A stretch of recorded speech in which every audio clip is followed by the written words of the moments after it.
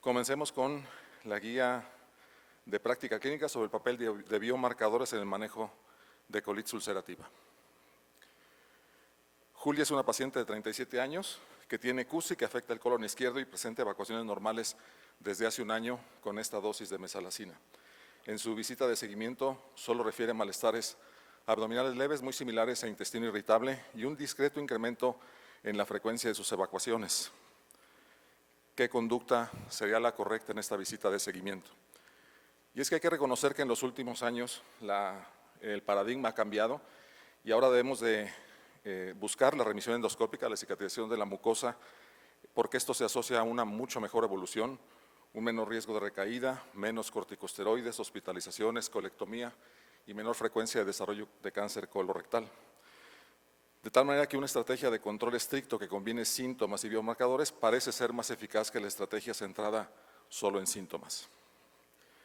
El grupo de trabajo de esta guía estableció los siguientes enunciados para los pacientes en remisión sintomática. En sujetos asintomáticos, la AGA sugiere una estrategia de seguimiento que combina biomarcadores y síntomas en lugar de solo síntomas. En sujetos asintomáticos sugieren utilizar la calprotectina fecal con este punto de corte, lactoferrina fecal normal o proteína C reactiva normal para descartar inflamación activa y evitar la evaluación endoscópica rutinaria. Y en los sujetos asintomáticos con marcadores de inflamación elevados, sugieren una evaluación endoscópica en lugar de un ajuste empírico directo del tratamiento. En relación a los pacientes con CUSI sintomáticos, el grupo que elaboró la guía hace los siguientes enunciados. Al igual que en los pacientes asintomáticos, establecer la misma estrategia de seguimiento, combinando biomarcadores y síntomas en lugar de solo síntomas. En aquellos con síntomas leves que tengan marcadores séricos o fecales normales o elevados, se sugiere la evaluación endoscópica de la actividad en lugar de un ajuste empírico del tratamiento. Y en aquellos con síntomas moderados a graves que sugieran brote, se propone usar los marcadores para descartar inflamación activa y ajustar el tratamiento con el fin de evitar evaluaciones endoscópicas rutinarias. De tal forma que tenemos dos estrategias de seguimiento a largo plazo. Podemos medir los biomarcadores séricos o fecales a tiempos predeterminados a lo largo de la evolución del paciente, o bien podemos proponerle a los enfermos que se sometan a endoscopías a tiempos ya predeterminados. A este respecto, la guía no hace ninguna recomendación a favor o en contra de una estrategia u otra en el monitoreo y para mejorar los resultados a largo plazo, y nos pide que nos mantengamos atentos a la evidencia que surja en el futuro que puede decantar hacia una u otra de las estrategias. Algunas consideraciones para la implementación de esta guía. El monitoreo de biomarcadores se puede realizar cada 6 a 12 meses. Nos recuerdan que los biomarcadores no son específicos para colitis ulcerativa, no son útiles para descartar colitis por citomegalovirus, no juegan ningún papel en la detección o en la vigilancia de displasia o cáncer y su utilidad es limitada en proctitis, lo mismo que en colitis segmentaria. Son útiles para descartar inflamación endoscópica moderada grave, pero son bastante menos buenos para descartar inflamación endoscópica o histológica. Y a los interesados en el tema, les sugiero que revisen la guía, que como vieron ya está publicada, porque hacen una muy interesante descripción de cómo hay diferencias en los ensayos con los que podemos aplicar estos biomarcadores y también diferencias interindividuales que tenemos que tomar en cuenta al momento de aplicar estas recomendaciones de la guía. Pasemos a la guía conjunta de la Asociación Americana de Gastroenterología y el Colegio Americano de Gastroenterología sobre el tratamiento farmacológico del estreñimiento crónico idiopático. Esta guía también ya está publicada en extenso en las dos revistas societarias, las pueden consultar ustedes. La señora Berta tiene estreñimiento crónico y a decir de ella ha pasado toda la vida probando prácticamente todos los laxantes.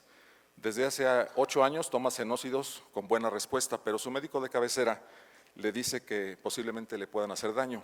Ella ya fue a su fuente de confianza, que son las redes sociales y el Google, y encontró que pueden dar cáncer. Así que inmediatamente pidió una colonoscopía y lo único que hizo fue incrementar su preocupación porque le informaron sobre estas manchas color ocre que tatúan prácticamente la totalidad de la mucosa del colon. ¿Qué recomendación le podemos dar a la señora Berta?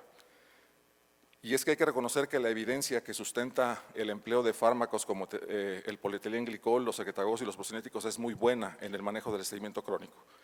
Pero a los pacientes no les interesa mucho la calidad de la evidencia, lo que les interesa es que se quiten sus síntomas y no están satisfechos, muchos de ellos, con su tratamiento, por lo que echan mano de múltiples tratamientos de venta libre sobre los que la evidencia es mucho más débil. En esta tabla quise sintetizar los enunciados que elabora el grupo que desarrolló la guía y los invito a que la desglosemos. Con respecto a las fibras, el grupo de la guía recomienda solamente Psyllium sobre cualquier otra fibra, sugiriendo su empleo como fármaco de primera línea, recordándonos que su efecto indeseable más común es la distensión y la flatulencia. En referencia al polietilenglicol y al óxido de magnesio, sugieren su empleo, recordando que el polietilenglicol tiene evidencia para usarse por más de 6 meses, mientras que por el contrario el óxido de magnesio, la evidencia es a mucho menor plazo, y nos recuerdan que este fármaco no se debe de utilizar en sujetos con insuficiencia renal crónica por el riesgo de hipermagnesemia. Con respecto a la lactulosa, sugieren su empleo en quienes fallan o no toleran otros fármacos de venta libre. Nos recuerdan acerca de la distensión y la flatulencia, totalmente dosis dependiente. En cuanto a los fármacos suavizantes, bisacodilo y picosulfato, recomiendan su empleo a corto plazo para uso ocasional o como terapia de rescate por periodos cortos de tiempo. Y con respecto a los xenócidos, sugieren su empleo, la evidencia que hay ahorita es a corto plazo, abren la posibilidad de que pudiera ser apropiado a largo plazo, pero no hay evidencia por el momento que justifique esta recomendación y nos dicen que el efecto indeseable más común es dolor abdominal. Curiosamente no hacen ninguna acotación sobre algo que vemos todos los días en la práctica de nuestro país, que es la tolerancia, y es que ellos se basaron en un solo estudio de muy buen diseño, pero con pocos pacientes, 30 pacientes por brazo, apenas a 4 semanas, por lo cual seguramente no tuvieron tiempo de que observaran este efecto de tolerancia que es tan familiar para nosotros. En todos los casos, la sugerencia o recomendación de usar el fármaco es sobre no usarlos en estreñimiento crónico idiopático. Este cuadro, de la misma manera, sintetiza los enunciados, también lo vamos a desglosar. Con respecto a secretagogos y procinéticos, el grupo que elaboró la guía sugiere el uso del ubiprostona y recomienda linaclotida, plecanatida y procaloprida. En todos los casos en quienes fallan o no toleran fármacos de libre venta, solos o combinados con este tipo de fármacos, y nos recuerdan que la evidencia que sustenta el empleo va de 4 hasta 24 semanas según el fármaco, pero que en estricto sentido no hay límite para su uso. Los efectos indeseables son muy similares en todos los casos, se comparten dolor abdominal, náusea y diarrea. Al igual que en los fármacos de libre venta, la sugerencia de utilizarlos o la recomendación de utilizarlos es sobre la de no emplearlos en estreñimiento crónico idiopático. Algunas sugerencias para la implementación. Nos recuerdan que la certeza de la evidencia que sustenta esta guía es moderada en algunos de los fármacos, pero muy baja o baja en la mayoría. Hay una notable falta de estudios comparativos entre los agentes, lo cual abre un amplio campo para la investigación en estos temas, y hacen un llamado para que los médicos participemos en la toma de decisiones en forma compartida con los pacientes. Hay que tomar en cuenta las preferencias que ellos tengan, el costo de los medicamentos, tomando en cuenta que es un padecimiento crónico, y por supuesto la disponibilidad. Finalmente pasamos a la guía de trasplante de microbiota intestinal. Esta guía no se encuentra aún publicada, está en proceso de publicación. Les presento el caso de un hombre de 65 años sometido a la colocación de una prótesis total de cadera que se infectó, tuvo que ser retirada y ha tenido cuadros recurrentes por Clostridioides difficile. Se encuentra en la unidad de terapia intensiva con un cuadro fulminante y la rectosigmoidoscopía muestra estas pseudomembranas que tapizan el recto. ¿Cuál sería la conducta correcta en este paciente que cursa con un cuadro recurrente y fulminante? Un poquito de historia, ya el doctor Valdovinos nos adelantó ayer algo de esto. En el 2013 la FDA aprobó el entonces trasplante de microbiota fecal para tratar la infección recurrente o refractaria por Clostridium difficile.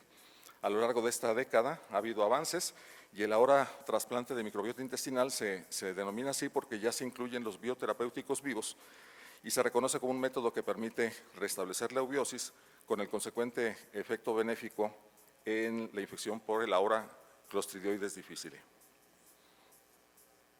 El grupo de la guía establece que esta disbiosis puede ser tratada con estos 4 agentes: las heces de donador sano adecuadamente estudiadas, el RBX 2660, que es un filtrado de suspensión de heces de donador, el CP101, que es un liofilizado derivado de heces de donador sano que contiene el microbioma completo, y el SER 109, que es un producto de heces de donante sano, tratado con etanol enriquecido con esporas de Firmicutes. Nuevamente, este es el cuadro que sintetiza los enunciados de la guía. Lo vamos a desglosar. En el paciente inmunocompetente que tiene infección recurrente por clostridioides, se sugiere utilizar el trasplante de microbiota fecal sobre no usarlo, lo mismo que el SER 109 sobre no usarlo, en ambos casos luego de haber terminado la terapia con antibióticos estándar. En el sujeto con inmunocompromiso leve o moderado con infección recurrente, se sugiere usar el trasplante sobre no usarlo otra vez después del antibiótico estándar. Y en los sujetos con inmunocompromiso grave, definido para fines de la guía como pacientes en terapia citotóxica activa por malignidad, aquellos en tratamiento de trasplante de células hematopoyéticas que se encuentran en neutropenia, en los pacientes con inmunodeficiencia primaria grave o en el VIH avanzado, se pronuncian en contra del uso del trasplante de microbiota fecal.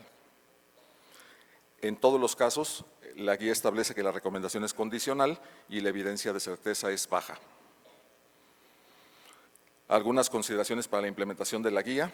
Como les comenté, el trasplante siempre debe de aplicarse después del tratamiento estándar con antibióticos.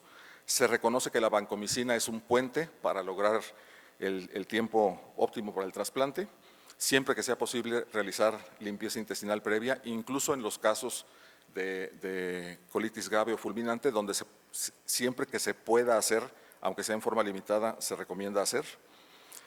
Suspender los antibióticos 24 a 72 horas antes y se reconocen dos terapias alternativas con mayor fuerza de la evidencia, que es la vancomicina a dosis decreciente y este anticuerpo monoclonal contra la toxina B del clostridioides, que ya tiene información que sugiere una buena respuesta y aparentemente un futuro promisorio. En adultos con infección grave o fulminante que no responden al uso tarde de antibióticos, como el caso que les presenté, la AGA sugiere el uso del trasplante de microbiota en lugar de no usarlo, reconociendo que los estudios son observacionales en estos casos, la calidad es baja, aplicarlo siempre que sea posible mediante colonoscopia baja, repetirlo desde 1 a cada 5 días, guiándonos de acuerdo a la respuesta clínica o a la presencia de pseudomembranas.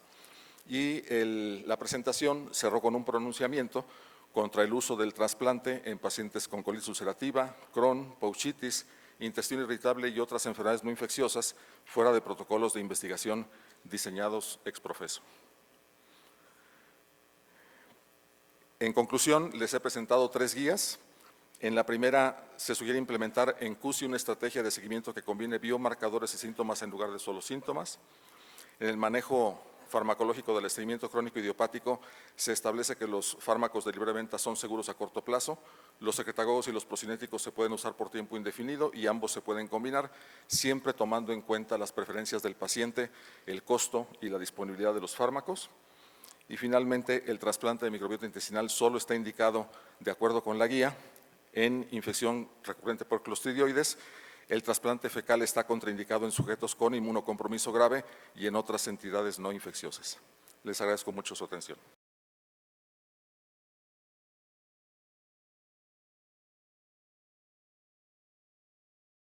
Y básicamente durante los siguientes minutos abordaremos estas 2 guías.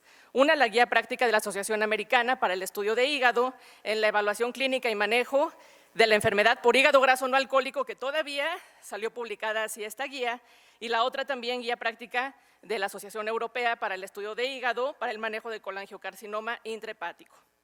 Y aunque esto no es parte de la guía, sin duda tenía que mostrarles esta diapositiva, porque en junio cambió y se anunció el cambio en la nomenclatura de hígado graso. Ya no es más NAFLD, ya en lugar de eso, pues ahora se llama enfermedad hepática esteatóxica asociada con disfunción metabólica, como pueden ustedes observar. Denme un segundo.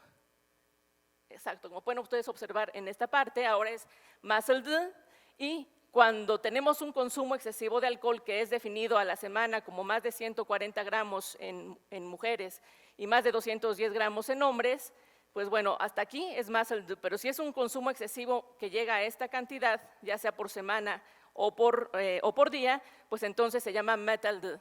Ahora, algo muy importante es que en lugar de NASH, ahora se va a llamar MASH.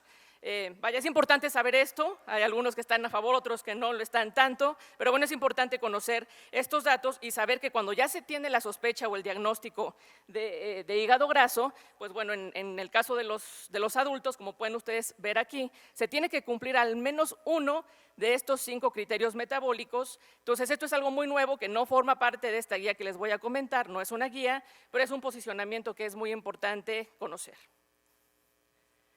Ahora sí, vamos con la guía. Aquí, ¿qué cosas novedosas tenemos si lo comparamos con la guía de 2018? Fundamentalmente es que en esta guía se hace mucho más hincapié en la estratificación no invasiva de aquellas personas que tienen hígado graso y en los biomarcadores que podemos utilizar. De manera muy importante hay que reconocer que este es un tema relevante porque la prevalencia de MASH y de MASH en personas adultas en general ronda alrededor de 25 a 30%. Recuerden que esta entidad también puede afectar a las personas delgadas, más o menos en una variación desde 4.1 hasta 19% en personas sobre todo asiáticas. Y es muy importante reconocer que ya en las estadísticas vemos que actualmente el hígado graso es una de las principales causas que nos llevan a la necesidad de trasplante hepático, sobre todo en mujeres y también en personas mayores de 65 años. Es decir, es una de las principales etiologías junto con el consumo excesivo de alcohol. Ahora, estos elementos son fundamentales y los menciona la guía. La fibrosis y la esteatohepatitis son los principales factores que definen la progresión de hígado graso en las personas y de hecho el término MASH de riesgo son aquellas personas que tienen pues esteatohepatitis y que tienen fibrosis de grado F2 en adelante. Algo muy importante que también tenemos que recordar es que la principal causa de mortalidad en las personas que viven con hígado graso son precisamente complicaciones cardiovasculares y neoplasias extrahepáticas. Ahora, esta imagen la tenemos en estas guías y creo que nos resume de manera muy importante lo que tenemos que ver. La patogénesis fundamentalmente sabemos que tiene que ver con un consumo de energía, de calorías, que excede las necesidades metabólicas de cada una de las personas, elementos en la dieta como exceso de fructosa, glucosa, por ejemplo, y que todo esto de manera muy importante y con un mecanismo de resistencia a la insulina y de lipogénesis hepática de novo, son los principales factores que nos llevan a todo este proceso de lipotoxicidad, de estrés oxidativo, de inflamación y muerte de los hepatocitos, y que esto nos da diferentes fenotipos, que aquí todavía nos llamaban de NASH, a llevarnos a fibrogénesis, a cirrosis y también a carcinoma hepatocelular, en algunos casos, y aquí se hace la excepción, incluyendo personas que no han desarrollado cirrosis hepática. Entonces, este mecanismo es muy importante, pero acuérdense que hay otros factores atenuantes que, por ejemplo, también tienen que ver en las personas que son delgadas. Y justamente son estos factores genéticos que observan ustedes aquí. Polimorfismos, el más conocido de PNPLA3, pero también tiene un papel muy importante que cada vez estudia más la microbiota intestinal, factores ambientales, sociales y obviamente en la dieta cuando el consumo de grasas saturadas es excesivo. Entonces, esto es algo muy importante. Pero también hay que entender que hay comorbilidades claramente asociadas con esta enfermedad, con el hígado graso. Lo pueden observar aquí en la diapositiva, desde la presencia de obesidad, donde el tipo de la obesidad depende este grado de infiltración de grasa intraabdominal, por ejemplo, donde esto es muy importante. Y un factor fundamental es precisamente la diabetes mellitus tipo 2. Como ustedes observan en la diapositiva, es el elemento que tiene un mayor impacto en el desarrollo de hígado graso, en la progresión a fibrosis hepática y desarrollo de carcinoma hepatocelular.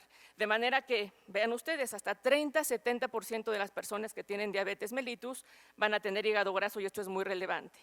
Igual, de la mano con otras enfermedades del síndrome metabólico, y esto se describe también en la guía, dislipidemia, hipertensión, y muy importante saber que si una persona tiene hígado graso o tiene cirrosis hepática compensada, elementos como las estatinas deben ser utilizados para esta etiología, no precisamente para hígado graso, sino para estas comorbilidades importantes. También se ha observado que hay una mayor prevalencia de síndrome de apnea obstructiva del sueño, por lo cual en estas personas se debe buscar Y fíjense qué interesante es que también tiene una afectación a nivel renal. Se ha observado que las personas que tienen hígado graso llegan a tener 2 veces mayor riesgo de tener enfermedad renal crónica y bueno, pues observan también en la diapositiva, también se menciona en las guías, algunas comorbilidades endocrinológicas que se asocian frecuentemente con esta entidad, como es el hipogonadismo, el síndrome de ovarios poliquísticos y la deficiencia de hormona de crecimiento. Entonces, son elementos básicos que en esta imagen lo podemos ver mejor que en texto y que son estudiados en esta guía. Ahora, esto es muy importante. No se recomienda realizar tamizaje o búsqueda de MUSCLE de hígado graso en la población general. Y realmente algo que nos señalan mucho estas guías es que el tema de la fibrosis es lo fundamental. Entonces, esto que observan es muy importante. Se recomienda el tamizaje, pero de fibrosis clínicamente significativa en aquellas personas que tienen estos principales factores de riesgo.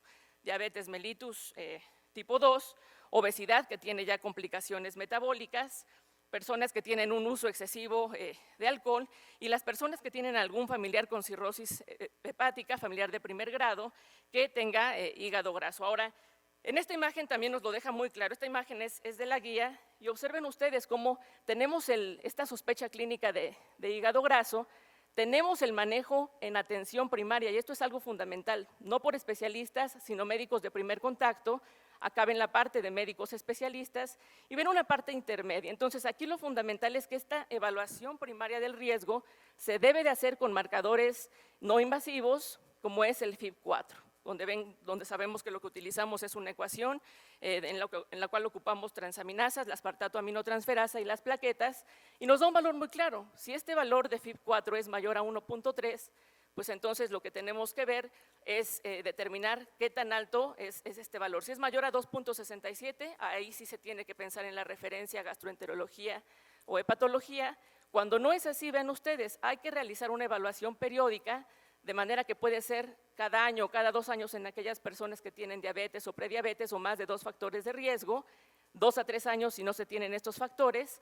Y aquí un mensaje fundamental de las guías es que es una evaluación secuencial. Empezamos con algo tan sencillo como FIB4 que está a la mano de todos, pero es una evaluación, les decía, secuencial en el cual si tenemos este valor elevado, pues entonces podemos echar mano de la elastografía de transición por vibración controlada del FibroScan, básicamente, o de marcadores en sangre como es el Enhanced Liver Fibrosis. Vean ustedes como si esto es bajo, pues entonces se va a nivel o atención primaria. Si esto es intermedio riesgo, tiene que llevarse atención a hepatología para poder considerar algunas otras cosas, diagnósticos diferenciales, en algunos casos la realización de biopsia hepática, pero siempre en todos los pacientes, y esto es tarea a nivel primario y también especializado, es realizar esta reducción de factores de riesgo metabólico y hacer el manejo adecuado en todos estos casos. Entonces, esto es algo muy interesante y fundamental que nos lo diseña de una manera muy fácil esta nueva guía. Y también nos pone unas tablas en las cuales vemos ahora todos los elementos con los cuales contamos para poder estratificar este riesgo, para poder hacer el diagnóstico. No se recomienda que sea de manera inicial con ultrasonido, eso es algo importante de mencionar. Vean ustedes cómo tenemos el parámetro de atenuación controlada también, el CAP, que nos puede servir para determinarlo, o bien otros métodos como es la resonancia magnética.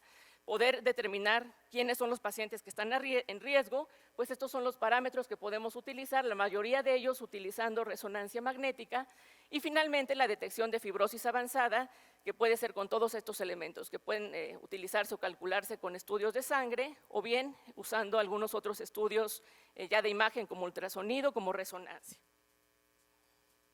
Bien, el manejo es multidisciplinario, esto es muy importante que lo consideremos. Vean ustedes cómo vamos desde medidas que tienen que ver con bajar de peso, de un porcentaje mínimo de 5%, 10% si queremos reducir la fibrosis, pero esta imagen nos lo enseña. También se requiere a veces el manejo o la intervención de los médicos psiquiatras, por ejemplo, la cirugía bariátrica, y en cuanto a medicamentos, saber que no hay alguno que actualmente esté aprobado para esta etiología por la FDA, pero bueno, tenemos muchos avances, muchos estudios que cuando son indicados para otra etiología los podemos ver, por ejemplo, la vitamina E, la pioglitazona, liraglutide, cosas como tirzepatide, que son muy útiles, pero que sobre todo han demostrado su beneficio en la reducción de la esteatohepatitis, no de la fibrosis, y esto es algo muy importante de reconocer.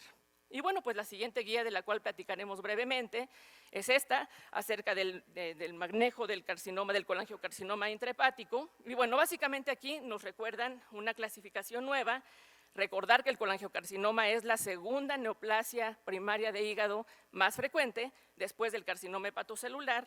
Y bueno, vean ustedes cómo esta clasificación actual del colangiocarcinoma incluye 3 subtipos, el intrahepático, el periliar y el distal. En cuanto al intrahepático, tenemos que subdividirlo en aquel de conductos pequeños y de conductos grandes y macroscópicamente el formador de masa o el que es periductal infiltrante o una combinación de ellos. Esto es relevante por lo siguiente, el subtipo de conductos grandes se asocia con algunas comorbilidades como desde luego la colangitis esclerosante primaria, hepatolitiasis e infección por fasciola. El de conductos pequeños con otras enfermedades, como por ejemplo las hepatopatías virales, pero lo más importante es que el pronóstico es mejor en aquellas personas que tienen el colangiocarcinoma de conductos pequeños y de manera importante macroscópicamente, lo ven ustedes acá, también el que es combinación de formador de masa y periductal infiltrante, pues tienen un peor pronóstico y esto es importante de reconocer. Ahora, en un porcentaje muy alto, hasta en el 70%, no llegamos a encontrar una etiología, pero clásicamente, y esto ustedes lo saben, la colangitis esclerosante primaria se asocia con un mayor riesgo de presentar colangiocarcinoma, de manera que en estas personas tenemos que hacer una vigilancia anual. ¿Con qué? Pues con una colangioresonancia magnética de manera no invasiva y también podemos hacer determinación de antígeno CA19-9. Importante que en Occidente CEP es el principal factor de riesgo, pero en Asia la infección por fasciola es muy importante como etiología del colangiocarcinoma. En cuanto al diagnóstico y la etapificación, pues bueno, aunque esto es debatible porque a veces pueden pensar, bueno, es que se puede hacer diseminación del tumor, en realidad la regla y lo estrictamente establecido es que se recomienda realizar una biopsia de este tumor para poder establecer el diagnóstico definitivo de colangiocarcinoma intrahepático. Y bueno, es deseable desde luego hacer algunos estudios de inmunohistoquímica para poder definir este perfil, saber quiénes van a ser candidatos a una u otra quimioterapia o inmunoterapia. Y recordar también, esto nos lo dicen igualmente las guías, aquellos pacientes que tienen un alto riesgo de recurrencia, como los que conservan estas características, es importante que hagamos un perfil molecular completo. Un elemento esencial también es que se debe realizar en ellos resonancia magnética en vez de tomografía computada y que el PET-CT es de utilidad para poder detectar metástasis a ganglios. Finalmente, en cuanto al tratamiento, pues hay que recordar que el único tratamiento realmente curativo es la resección R0, es decir, que no se dejen márgenes positivos, pero esto rara vez ocurre porque suele ser un diagnóstico tardío. Ahora, es importante decir que no hay evidencia suficiente para decir que se puede hacer resección en vez de terapia locorregional o sistémica en personas que ya tienen involucro vascular por este colangiocarcinoma. Y muy importante, la terapia sistémica neoadyuvante puede utilizarse en estos pacientes, sobre todo en aquellos que tienen enfermedad que es compleja y en los cuales se espera que la resección R1 sea posible. El trasplante hepático es una alternativa en algunos casos en etapa temprana, menores de 3 centímetros. En nuestro país no lo hacemos, esto generalmente se debe hacer bajo ciertos protocolos muy estrictos, como los de la Clínica Mayo. El tratamiento de la enfermedad irresecable, como ven ustedes acá, una de las opciones es gemcitabina con cisplatino, ven ustedes que es una de las alternativas. Y finalmente, una de las cosas que está avanzando también es la terapia dirigida o la inmunoterapia, como pueden ustedes observar aquí en la diapositiva, y que bueno, pues puede ser un área muy prometedora en estos pacientes. Esto ha evolucionado muchísimo realmente. Finalmente, pues podemos concluir que el tamizaje de la fibrosis clínicamente significativa se debe hacer en las personas que tienen estos factores de riesgo. En aquellos que tienen esteatosis hepática y factores de riesgo, el tamizaje primario se debe hacer con marcadores como FIB4. Y, bueno, finalmente también la resonancia magnética y la elastografía tienen un papel fundamental. El tratamiento debe ser la prescripción individualizada de ejercicio, de reducción de peso y esperar los resultados de todos los estudios que están corriendo actualmente para poder encontrar una causa o una cura para esta etiología. Y, bueno, pues finalmente, en cuanto al colangiocarcinoma intrahepático, recordar esta clasificación, recordar que la realización de biopsia hepática es un elemento muy importante y que el seguimiento de personas que tienen colangitis esclerosante primaria pues se debe hacer con colangioresonancia magnética con la determinación de CA19-9.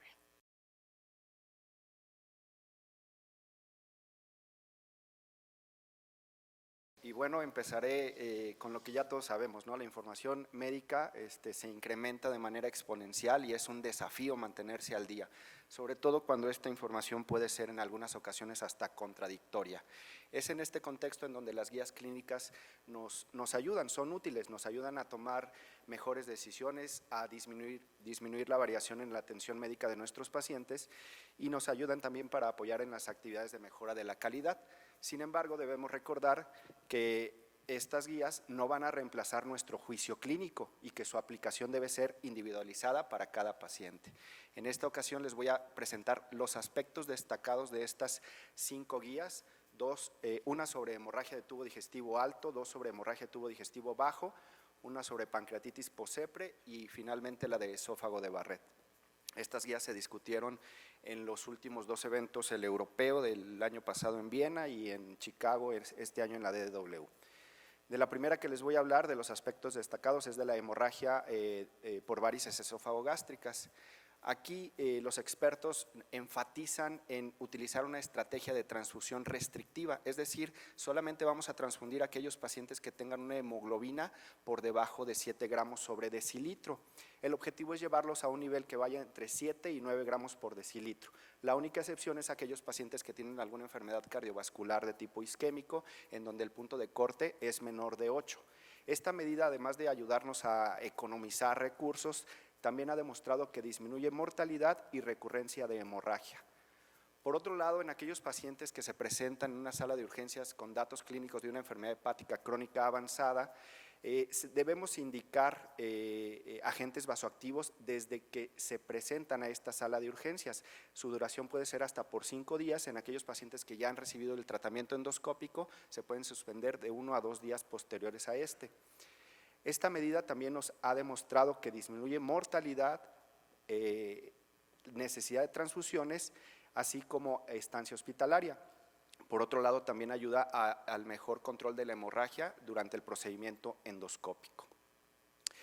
La Sociedad Europea de Endoscopía Gastrointestinal recomienda no transfundir plasma ni plaquetas como parte del manejo inicial ni de manera rutinaria, ni tampoco existe un número específico para indicar transfusión de plaquetas. En cuanto a los agentes antitrombóticos, la Sociedad Europea de Endoscopía Gastrointestinal sugiere que se debe suspender en todos los casos de pacientes que tengan hemorragia y su reinicio dependerá del riesgo de trombosis o de recurrencia de hemorragia. ¿En qué momento debemos realizar la evaluación endoscópica? Bueno, aquí la sugerencia es realizarla dentro de las primeras 12 horas, una vez que el paciente se encuentre hemodinámicamente estable. Un metaanálisis reciente demostró que esta medida disminuye la mortalidad en general en aproximadamente un 45%.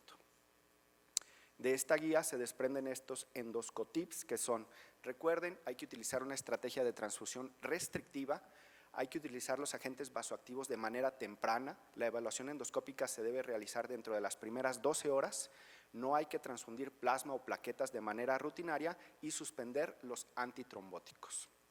La segunda guía que les voy a presentar, esta se publicó ya hace 2 años, en 2021, sin embargo se discutió también el año pasado en la Semana Europea de Enfermedades Digestivas en Viena y es sobre el manejo de pacientes con hemorragia de tubo digestivo bajo. Aquí la primera recomendación es utilizar el índice de Oakland. Este índice está diseñado para identificar aquellos pacientes de bajo riesgo que pueden ser manejados como pacientes externos. Está ampliamente validada, es muy práctica, es muy útil de calcular y un puntaje menor de 8 nos da una probabilidad de un 95% de egreso seguro.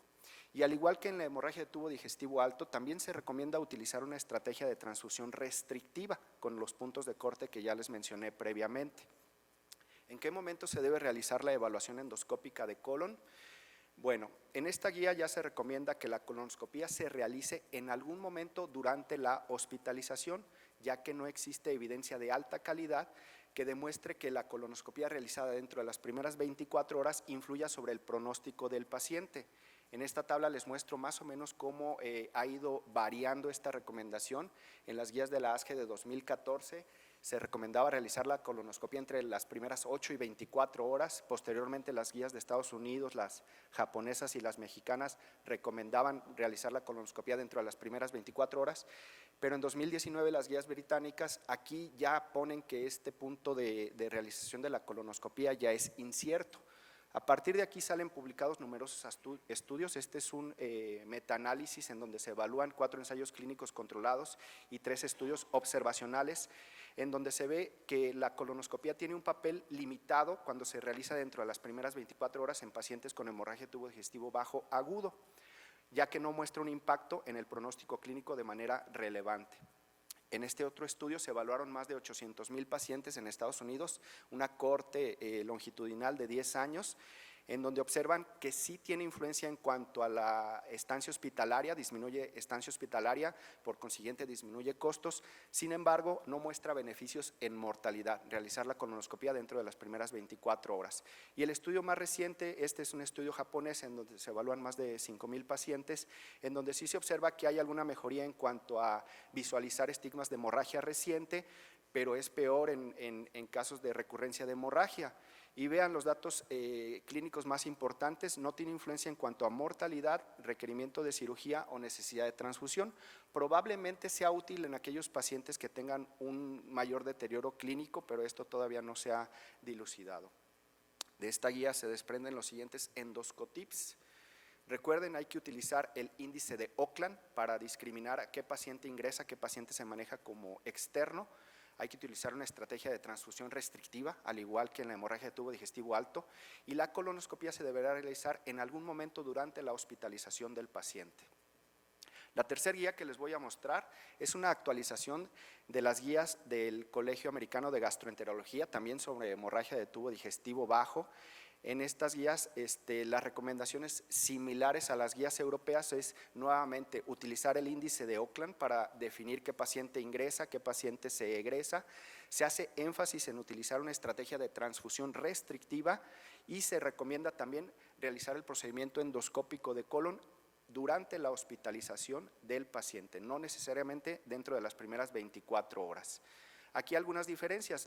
El Colegio Americano de Gastroenterología sí recomienda la reversión del tratamiento antitrombótico en aquellos pacientes que toman antagonistas de la vitamina K, siempre y cuando este evento amenace la vida del paciente o cuando el INR esté sustancialmente elevado por fuera de rangos terapéuticos.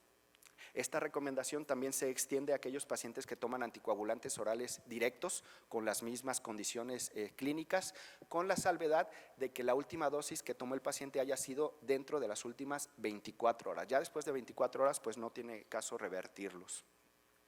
De esta guía se desprenden los siguientes endoscotips: utilizar el índice de Oakland, nuevamente estrategia de transfusión restrictiva, colonoscopía durante la hospitalización, reversión de medicamentos antitrombóticos en casos seleccionados. La cuarta guía que les voy a presentar es algunos aspectos destacados en el manejo de la pancreatitis post-CEPRE. Hay que recordar que esta es la principal complicación de la CEPRE. En esta guía, que se presenta a manera de resumen con recomendaciones, se enfatiza el uso de antiinflamatorios no esteroideos, la guía para canulación, la colocación de prótesis pancreáticas de manera profiláctica y la hidratación agresiva. En cuanto a la primera medida, que es utilizar AINES por vía rectal en todos los pacientes, es decir, riesgo promedio y alto riesgo. Esta medida ha demostrado una disminución del riesgo de desarrollar pancreatitis después de una CEPRE en aproximadamente el 50% de los casos. Esta medida es costo efectiva, a pesar de que un supositorio de indometacina en Estados Unidos cueste $340. Se puede emplear desde 1 hora y media antes de realizar la CEPRE hasta cuando ya el paciente está en sala de recuperación, y los medicamentos más utilizados son diclofenaco e indometacina. También durante la CEPRE se sugiere que la canulación sea asistida por una guía en lugar de guiarse por inyección del medio de contraste. Esto es para todos los pacientes y esta medida disminuye también un 50% el riesgo de desarrollar pancreatitis post-CEPRE. En pacientes de alto riesgo se recomienda colocar una prótesis pancreática profiláctica cuando se realice una canulación repetida o profunda del conducto pancreático principal o en aquellos casos en donde se realiza una ampulectomía. Esta medida disminuye más del 60% el riesgo de desarrollar pancreatitis post-CEPRE. En cuanto a la hidratación agresiva, en el periodo de procedimiento o después de una CEPRES se sugiere una hidratación agresiva de los pacientes no seleccionados, es decir, de riesgo promedio. Esta medida también disminuye en un 50% el riesgo de desarrollar pancreatitis. La solución más estudiada es el Ringer lactato y esta es la dosis que se emplea o que se conoce como hidratación agresiva.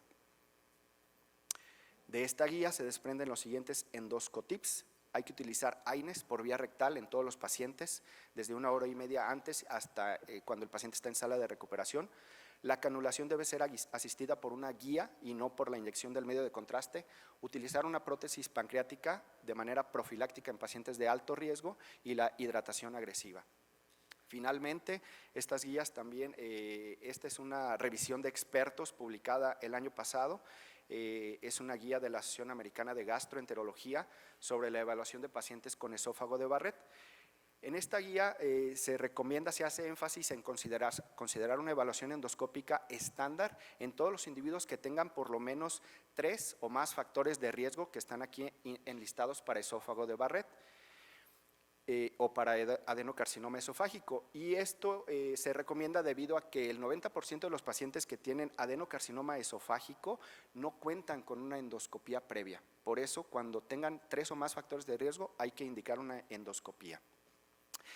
También se recomienda que la detección y la vigilancia endoscópica debe realizarse con alta definición, con luz blanca con alta definición y cuando esté disponible, cromoendoscopía virtual, con un tiempo adecuado de inspección. Aunque la guía americana no describe cuál es el tiempo adecuado, la Sociedad Europea de Endoscopía Gastrointestinal recomienda que la duración debe ser de una evaluación endoscópica de tubo digestivo alto mayor de 7 minutos y mayor de 1 minuto por cada centímetro de esófago de Barrett explorado. También se debe definir la extensión del esófago de Barrett con un sistema de clasificación estandarizado que documente la extensión circunferencial y máxima del epitelio columnar, es decir, utilizar la clasificación de Praga que ya todos conocemos, además de describir las características de las lesiones visibles cuando éstas estén presentes. También la toma de biopsia debe guiarse con base en el protocolo de biopsias de Seattle.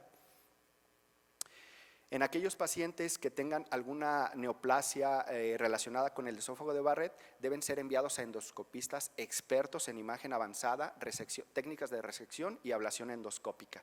Y aquellos pacientes con esófago de Barrett que no tengan displasia, se deberán someter a una vigilancia endoscópica cada 3 a 5 años. De esta guía se desprenden los siguientes endoscotips. Endoscopía, evaluación endoscópica en pacientes con 3 o más factores de riesgo, endoscopía con alta definición, cromoendoscopía cuando esté disponible, utilizar clasificación de Praga, utilizar protocolo de Seattle para toma de biopsias y derivar a aquellos pacientes con lesiones relacionadas con esófago de Barrett a endoscopistas expertos. Y como bonus track, esta no es una guía, es un posicionamiento, algo que nos debe llamar la atención. Este posicionamiento lo establece la Asociación Europea de Endoscopía Gastrointestinal en conjunto con la Asociación Europea de Enfermeras y Asociados a Endoscopía Gastrointestinal. Ellos tratan de darnos un poquito de conciencia en cuanto a la reducción que debemos hacer los endoscopistas en la huella ambiental que estamos dejando. Esto debido a que el cambio climático pues es innegable, ¿no? Y esto se debe a la destrucción de ecosistemas por parte de actividades humanas, la emisión de gases de efecto invernadero, producción de desechos.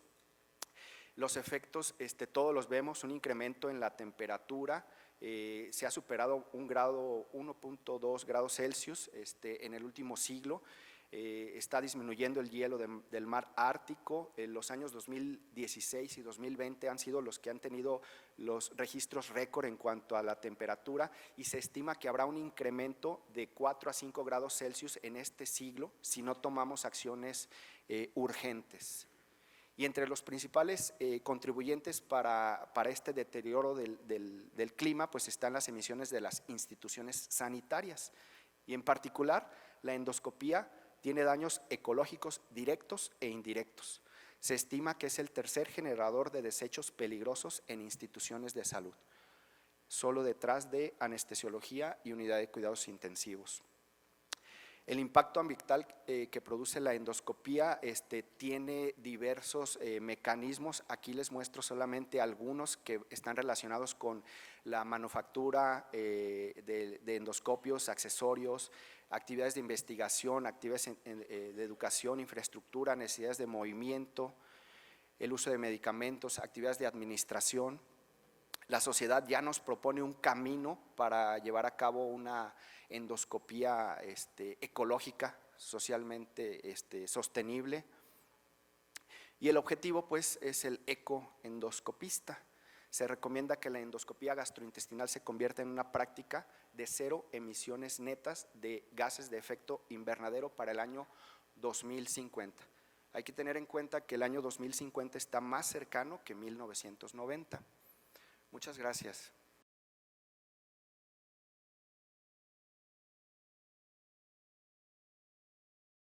La enfermedad diverticular del colon es una de las patologías más frecuentes las que nos enfrentamos tanto los gastroenterólogos como los cirujanos.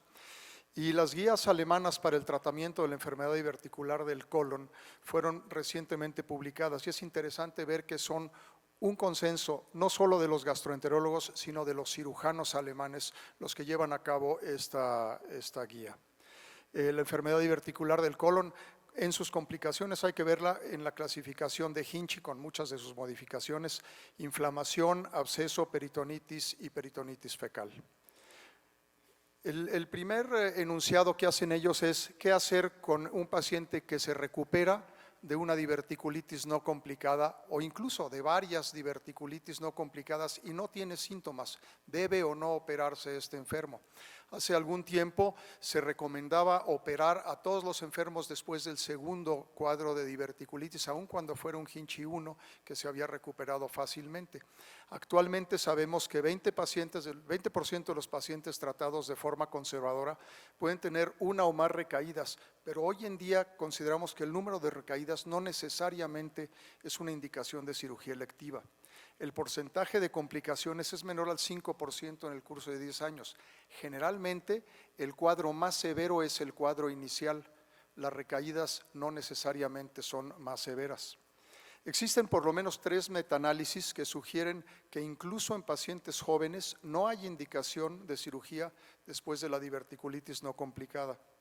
Los estudios de cohortes no recomiendan cirugía incluso en pacientes inmunosuprimidos con quimioterapia o trasplantados, a menos que tengan complicaciones de la diverticulitis, que esto ya es otro capítulo. El consenso de los expertos es del más del 95% y se considera una recomendación robusta. ¿Qué ocurre, sin embargo, con el paciente que después de una diverticulitis no complicada persiste con síntomas, o después de 2 o 3 cuadros persiste con síntomas? Del 4 al 10% de estos pacientes persisten con síntomas después de 1 o varios ataques de diverticulitis, y en estos casos la cirugía electiva puede mejorar la calidad de vida de los enfermos. El metaanálisis danés prospectivo al azar y un retrospectivo alemán concluyen que mejora la calidad de vida después de la cirugía en estos pacientes, pero es muy importante individualizar cada caso. Hay que definir claramente si estos síntomas residuales se deben a la diverticulitis o no. Hay que hacerles una colonoscopía, hay que estudiarlos perfectamente antes de tomar esta decisión. Es una recomendación abierta a criterio, pero con un alto consenso. ¿Qué pasa cuando el paciente tiene microabscesos alrededor de la diverticulitis? Estos abscesos pequeñitos, menores a 3 centímetros, no hacen ningún cambio. Si el paciente se recupera con el tratamiento médico, debe de seguirse la recomendación anterior. La evidencia en cuanto a esto es una evidencia moderada, sin embargo es una recomendación robusta con un muy buen consenso.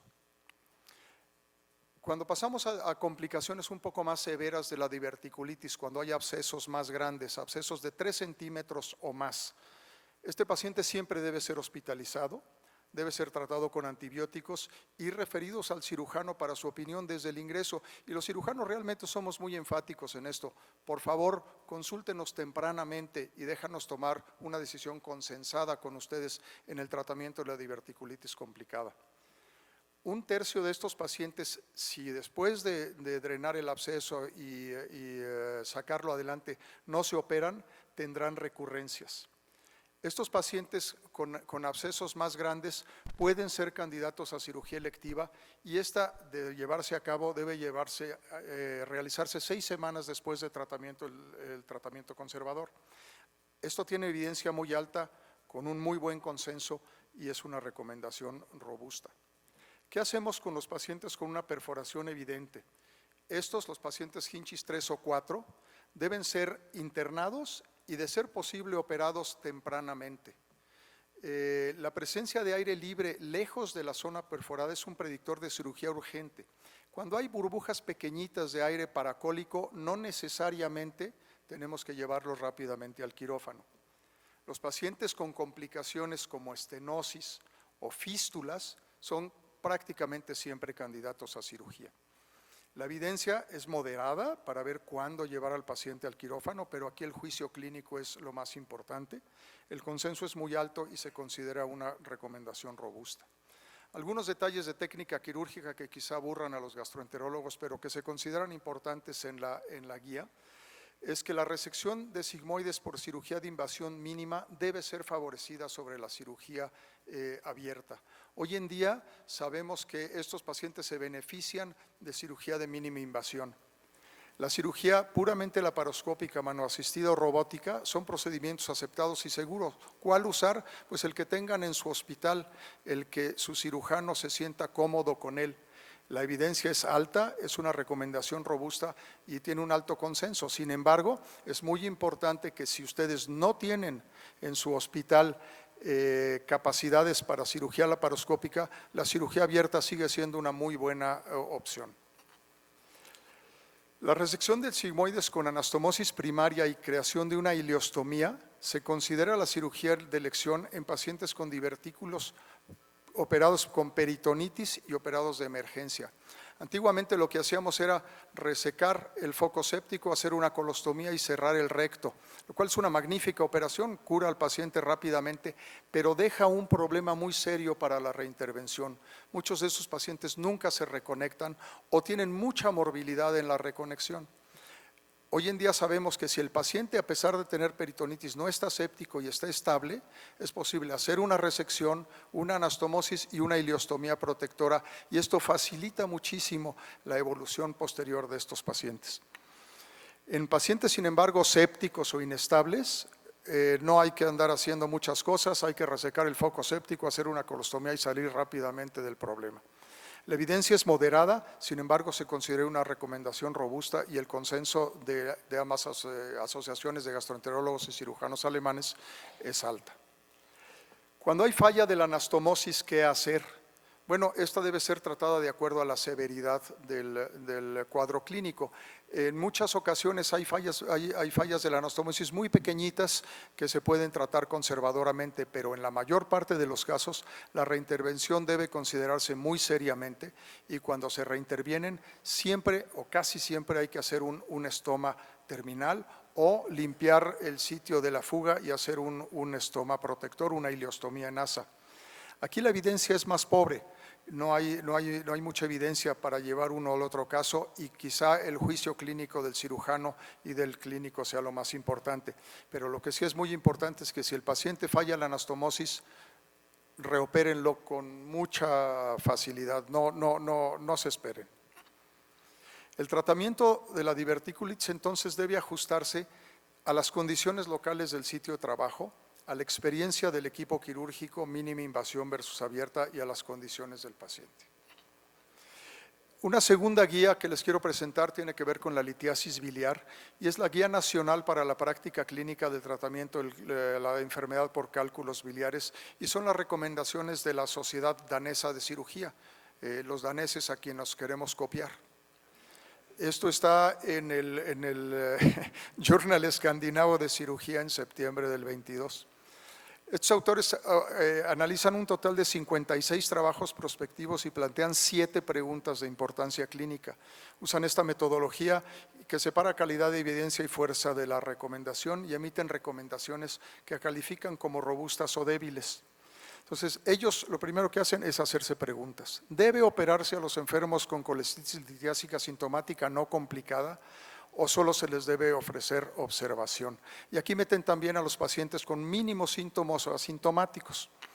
Ellos encuentran de la literatura más reciente 2 estudios prospectivos de cirugía versus observación, con seguimientos hasta de 14 años, y en la mitad de estos pacientes del grupo de observación encontraron que estos pacientes fueron operados en el seguimiento, y no hubo diferencia entre mortalidad de aquellos pacientes que seguían y aquellos pacientes que cambiaron de grupo y se operaron. La misma pregunta sugieren que los enfermos con síntomas leves e intervalos muy largos entre síntomas, pacientes geriátricos o con morbilidades de importancia, se les puede ofrecer solo observación, pero se debe involucrar siempre al paciente y a la familia en la decisión. Sin embargo, ¿qué hacer con estos pacientes asintomáticos o con muy pocos síntomas? Bueno, la recomendación es una recomendación débil porque la evidencia es de muy baja calidad.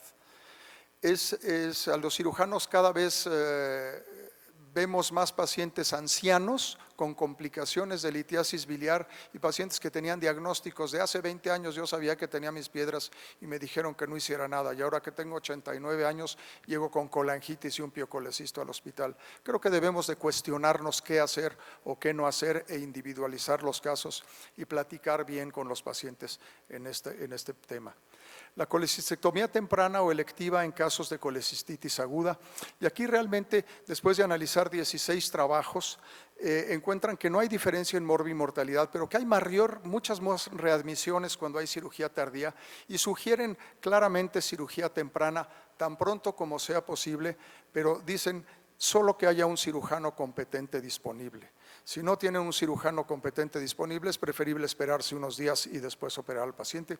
Y esto es una recomendación robusta con evidencia moderada.